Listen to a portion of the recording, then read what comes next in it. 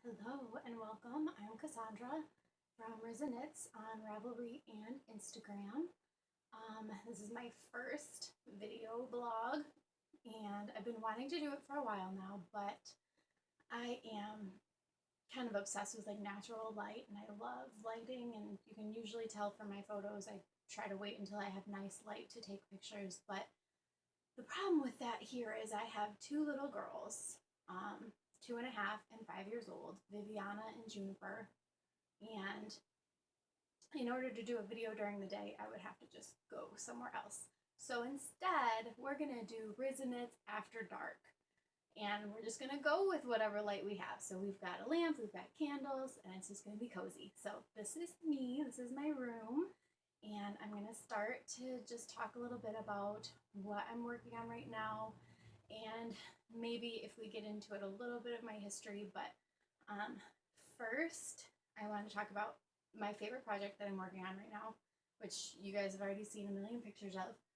That is my tree scarf. So the inspiration for this was sitting in the passenger seat of the car, driving down the highway, and you guys, most of you probably know a little bit, but I'll tell you for those of you who are just finding me. My sister was just diagnosed recently, about a month ago, with stage 3 breast cancer, and she is currently pregnant, about 25 weeks.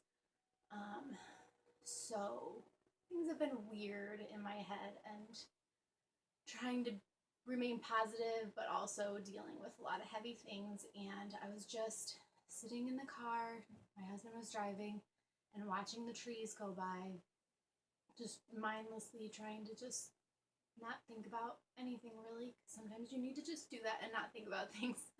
And I was noticing that this winter in Michigan we've had like almost no snow, and that's crazy weird. So all the trees have lost their leaves, but they don't have snow on them like they normally do. So typically we see just like all this white over them, and it really is the main focal point. But right now it's just the frames of the trees, their outlines. So I was really inspired by that in this sort of melancholy state, driving down, watching the trees flip by, and listening to the radio, to the CD player.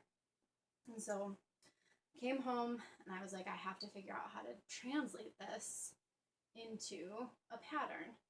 And my first thought was brioche, because brioche is, the shit right now. Everybody loves it. But it wasn't really working for me in my head. I drew out some sketches of like how I would try to do some brioche lace, which I've seen some beautiful brioche lace patterns. I love, obviously, all of Wes Knits. I love his work in general. I love Drea Renee, Andrea Knits, and yeah,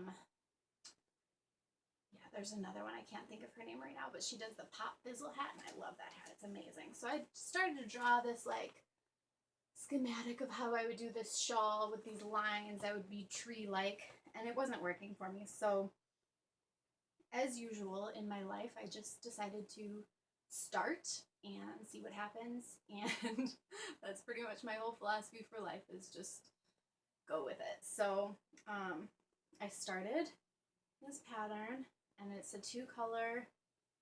There's no color work. It's worked back and forth this way. So I'm actually carrying the stitches, both colors up the edge, and it's really subtle, so you barely even notice that you're carrying them, and then you don't have a million ends to weave in, because who wants to do that? So that's where it's at right now. I just need to finish. The pattern's basically written, and I'm just working on it. So this is the full length of it right now. It's gonna be nice and long. And I know everybody loves cowls. That's like, cowls have been like the in thing forever. But I miss scarves. I love long, drapey scarves that you can just wrap around. So, especially when you can wrap around multiple times and all of that. So this is going to be a nice long scarf. I'm using the Ray colorway from Madeline Tosh, which I love. It's so beautiful. It's like a natural ivory, but then it has these fun little speckles of color. And and especially in the daylight, you start to notice that there's like pops of hot pink and bright green and bright blue, but when you just look at it, it looks really natural and beautiful. So I love that. It's like little surprises. And then the dark color I'm using is 100% cashmere from Rizzaknits, which is really like luxurious, awesome. I actually got it for Christmas. It was like my favorite Christmas present was these 2 skeins of cashmere, because I love yarn. And so that's where we're at with that. That pattern will be out soon. I'm going to do a version of it as a cowl also, because I know you all want a cowl. But for those of you who want to take the plunge and do the big long scarf, there will be directions for both, so you can do the scarf too. And so part of what has been going through all of my designs lately is this idea of dark and light, good and bad, happy, sad. I feel like it probably goes back to when I was younger. When I was 16, I was diagnosed with bipolar disorder, and one thing that is super important to me is like no stigma, no shame to mental disorders. Like everybody has something, and it's just another thing that you have to deal with in your life. So a lot of my patterns lately have dealt with dark and light, good and bad, these contrasting things. My mitts that I made, I wish I had them. The yin mitts, I named them yin for yin and yang, and because the pattern on them goes back and forth and it has these little open spots in the lace, and it just felt like a balance of good, bad, that kind of idea in my head. So that's kind of the theme that's been running through a lot of what I've been doing lately. I started, this is another project, so my work in progress number 2 over here is this top, which I started a while ago, and then we got my sister's diagnosis, and it was kind of earth-shattering, and things changed quickly, so I put it down. I actually had to go and buy some more of the yarn. This is UU Woolly Worsted. It's really nice superwash merino. I don't know if you can see that very well, but I will put the links up. UU Woolly Worsted, that's what I'm using. And I ran out, so I had to go and get some more, and it took me a while to get to the store. But this is the top. Again, I've got this dark light back and forth pattern. Fun little detail on the back is these holes. Hello. So that goes right down the middle of your back, and then these increases, because I've had 2 babies. I don't like anything that fits snugly around my waist. I like that to just be, fitted through the bust and then float away. That's my thing. That's what I like to wear. That's what I do. So these increases here continue down the back and make this really nice pointed V at the bottom. So that's how that works. I should have that out pretty soon. Again, the pattern's basically written already. I just need to finish knitting it, get some nice photos of it. I love this. I love stripes. It's very Nirvana, Kurt Cobain to me in my head. That's what I always think of. So that is that pattern. What else are we going to talk about? I don't have a name for that one yet. You guys might need to help me come up with a name. So something I'm really excited about is a collaboration with a couple of really talented ladies that I've met recently. Well, I've met one of them. The other one is in another state, and I have not actually met her in person, but they have been doing, so it's Rachel Kirk. Her Instagram is rkirk5, the letter R, Kirk5, and I can put links up somewhere. I've never done these videos before, but I'm sure somewhere in the bottom there, down here, this is the region. Rachel, she is, I love her. Don't tell her that. She's gonna watch this and be like, you freak, you love me. Okay, Rachel is awesome. Oh,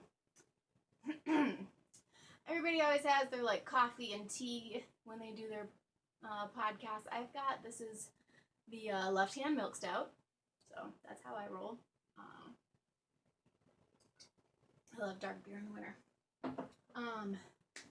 Rachel contacted me on Instagram, and she's like, hey, I don't want to sound like a weirdo. I'm paraphrasing. I don't think she said it like that. But I just realized that you live like less than an hour from me, and we have some shared interests, and I just wanted to introduce myself. Something like that. Right, Rachel? That's what you said. Exactly. Okay. And I was like, I would love to talk to you because I love to talk to anybody who reaches out. I think that is such a great quality in somebody because it's hard to talk to people you don't know. And so I really admire that. So we started talking. Rachel is a indie dyer, spinner, and she also makes these fabulous stitch markers. She has these cute little skeins skeins of yarn that she makes out of polymer clay.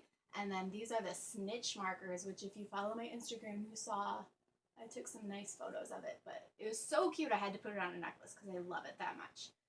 So I've been talking to Rachel, and Rachel works with Nicole over at One Sock Wonder Bags, and she is the #1 sock wonder on Instagram, and she has an Etsy. She makes project bags, and they had been doing kits together. So they did a Harry Potter kit. I can't remember what the other one was off the top of my head, but next kit coming up, so excited, is going to be Alice in Wonderland, and it's coming out right before the new Alice movie comes out, and I'm going to be included. I'm so excited. So I'm writing a pattern to go in the kit. So there's going to be hand-dyed yarn. There's going to be a custom project bag. There will definitely be some fun little extras thrown in because Rachel always loves to add extra flair because she's awesome. And we are working on coming up with a pattern. So if you guys saw some of my just rambling swatches, I have been working on some different ideas. We're going to do some fingerless knits because Alice in the first movie wears these adorable little striped blue and white mitts, and we're going to come up with our own version. It's going to have some fun little details. It might be more Cheshire Cat inspired than Alice, but we'll see when the yarn gets dyed up, because I also am super excited because I get to go hang out with Rachel and dye some yarn with her, which I've been dying to do. So excited. What else? I feel like I have not been talking about. Okay. I'm rushing. You guys, I'll get better at this, I promise. What else? I have this fun little thing to show you, and you have to not be offended, but a couple years in a row I made my husband some funny Valentines for Valentine's Day, and one year I did this. Actually, I can grab it. Hold on a second.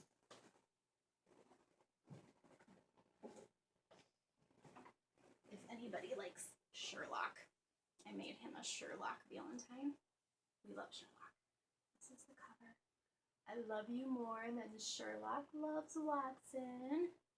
And it goes on, I drew it and hand painted it with watercolors. So there's more on the inside, but it's all personal stuff. And last year for Valentine's Day, I knitted him his Valentine instead of a card. And so the back of it says, I love you. So sweet, right? I love you. Hand knit.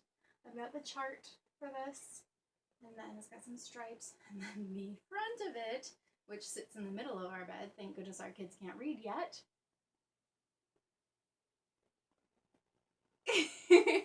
So, if anybody would like this chart, I will be putting it up on Ravelry soon because it's just funny. And he got a kick out of it. So it sits on our bed right there. There you go. So I got some of the projects out of the way already. I wanted to say hi to Mariah of Knitters Gonna Knit. I love that you tag me and everything, and I'm like always waiting for those tags, so thank you. And that tag today on the elephant necklace, I loved it. And this is what I was talking about. This is my elephant tank top. Let's see. So I wasn't kidding, I'm actually wearing my elephant today. I also wanted to say hi to Kimberly of Smolder and Smudge, because you know you get me, girl, and I really enjoyed getting to talk to you a little bit. And also, my other little shout out for today is to Natalia of Chipmunk Knitwear. You are so sweet, and I love talking to you. I want to celebrate today. Yesterday, my Instagram broke 1,000 followers. This is where we would insert like cheering. We'll cheers instead. Today, the last I checked, it was 1,015.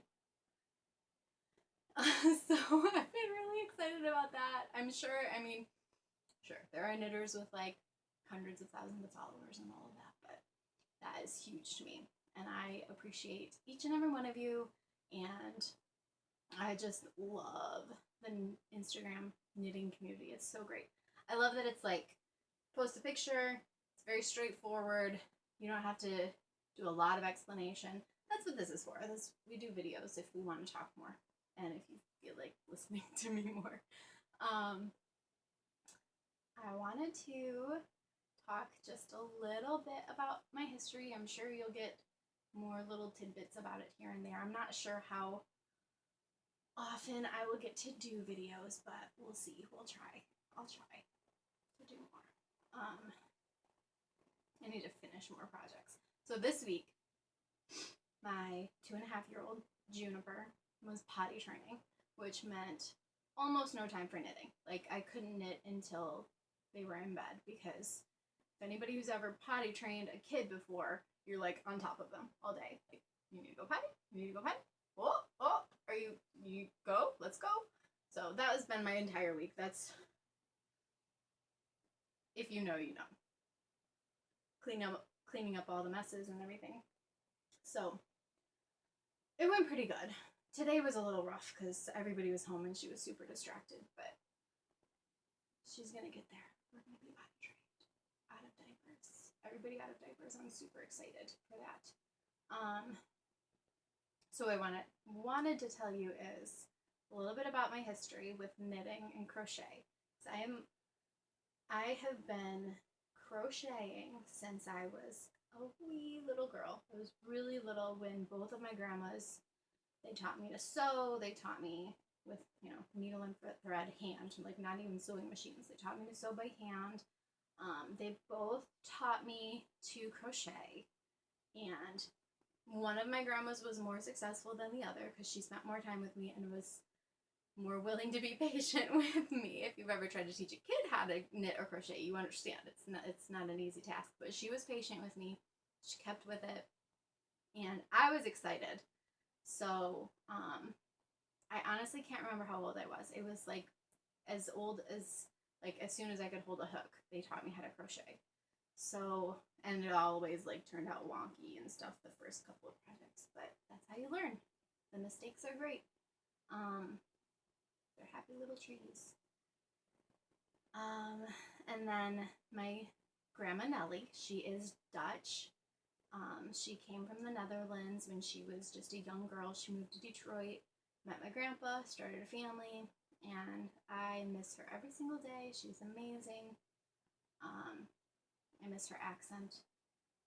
She had this wonderful Dutch accent, and she taught me to crochet, but then she also stuck with it and taught me to knit. So that, forever ago, I mean, I think when I was about in middle school is when I really started to crochet regularly. I knit my first scarf. I knit a whole scarf, just garter stitch.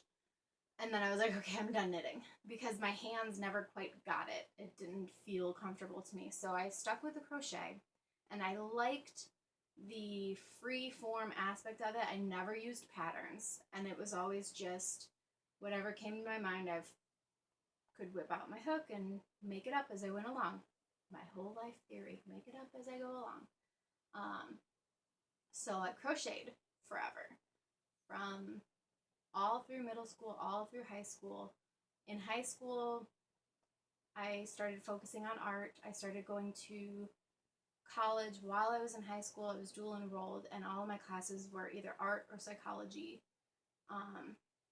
And my final project in my high school art class, we had one day to start and finish a project, and I told my teacher, I'm going to use crochet to do my final art project, and he was like, you only have one class period. There's no way you're going to do it. And he was kind of a jerk anyways, but that's a different story. But I was like, really? You think I can't do it? Oh, I'm going to do it. So our theme was like ocean or fish or something. It was something fish, aquatic related. So I brought my supplies. It was the last day for this final. And the teacher again was sitting there like, you don't have time to finish a crochet project. That's ridiculous. I wish I had it with me. My mom has it still. I crocheted this awesome fish with like rainbow fins, and I even attached it to like a string and a fishing pole, and I did it. I got the little what are those, safety eyes? Put safety eyes on it. Made this super cute crochet fish, and my teacher was like, oh, you could do it. I was like, I told you I could do it. So that was my crochet. When I really started to get into it, was coming up with these ideas for creatures and monsters and stuff, and I would crochet them all freeform. I never wrote anything down, so nothing was ever the same twice. It wasn't until I was pregnant with my first daughter, and I had to go on bed rest because I had preeclampsia, that I started actually trying to write down some of the things I made, because I opened an Etsy shop to kind of pass the time, and I had to quit my job because bed rest, can't really do anything. So I started to write down my patterns for crochet and started trying to sell them on Etsy. And the problem with that was, I feel like unless you're a knitter or a crocheter, most people don't realize the time and love and effort, unless it's like family that understands you or like close friends. They don't understand all of that goes into a project in order to pay what it's really worth. So I turned to starting to try to write out my patterns instead, because I feel like if you write a pattern, another knitter or crocheter is going to take that pattern and they're going to appreciate the time that you put into it and understand that it's not just, you know, a silly little hobby or something. It's like, this is our life. We love knitting, right? So, where was I? So I forced myself just a little over a year ago to pick up knitting again, because I had decided I wanted to be a like master of the yarn arts. So I made myself pick up the knitting needles, even though way back when my grandma had tried to teach me, I was not really loving it. I did my first project, did something really simple, I can't even remember. I made like a little pouch or something, and it was really hard to knit after years and years of crocheting only. And then I started trying to fiddle around with the way I held my yarn, and my grandma had never told me this before, that there were different ways to knit. So I had learned English style throwing with your right hand, and it didn't feel comfortable to me, especially after years of crochet where you hold your yarn in your left hand and your hook in your right hand. So I was trying to knit throwing my yarn with my right hand, and it just felt so clunky and awkward. And then I figured out that I could turn it around and hold my yarn in my left hand. And once I learned continental, I was hooked. It was over. Like, I barely touch my crochet hooks anymore, which I'm sure I'll go back at some point and do some more crochet, but learning how to knit continental was a game changer for me.